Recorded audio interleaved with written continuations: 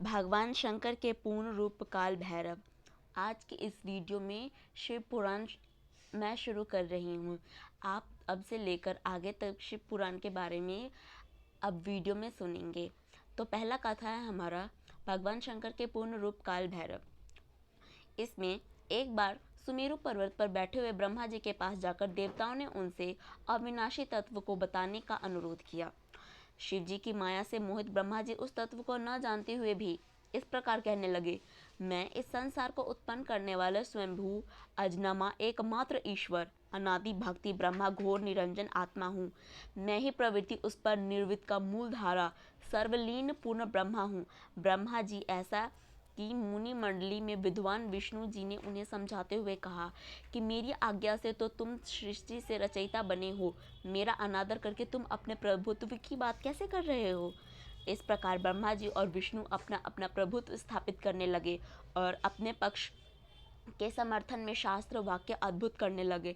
अंततः वेदों से पूछने का निर्णय हुआ तो स्वरूप धारण करके आए चारों वेदों ने क्रमशः अपना मत चार प्रकार इस प्रकार प्रकट किया: ऋग्वेद, यजुर्वेद, सामवेद, अर्थवेद।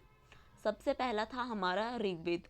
ऋग्वेद में बताया गया है जिसके भीतर समस्त भूत निहिति तथा जिससे सब कुछ प्रवृत्त होता है और जिसे परामत्व कहा जाता है वह एक रुद्र रूप ही है।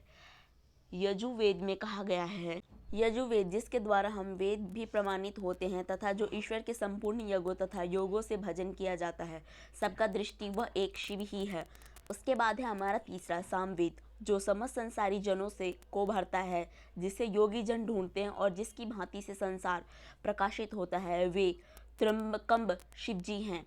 चौथा है हमारा यथार्थ वेद जिसकी भांति साक्षात्कार होता है और जो सब यह सुख दुख अतीत अनादि ब्रह्म हैं, वे केवल एक शंकर जी हैं।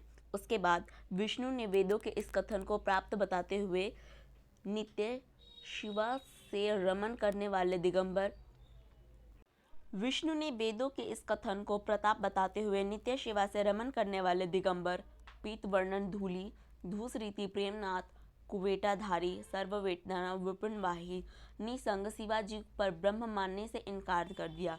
ब्रह्मा विष्णु विवाद को सुनकर ओंकार ने शिव जी की ज्योति नित्य और सनातन परब्रह्म बताया, परंतु फिर भी शिव माया से मोहित ब्रह्मा विष्णु की बुद्धि नहीं बदली। उस समय उन दोनों के मध्य आदि अंत रहित एक ऐसे विशाल ज्योति प्रकट हुई कि उससे ब्रह्मा जी का पंचम से जलने लगा। पंचम मतलब कि पांचवा। उसके बाद इतने ही त्रिशूलधारी नील लोहित शिव प्रकट हुए तो अज्ञानवश ब्रह्मा अपने पुत्र को समझकर अपने शरण में आने को कहने लगे।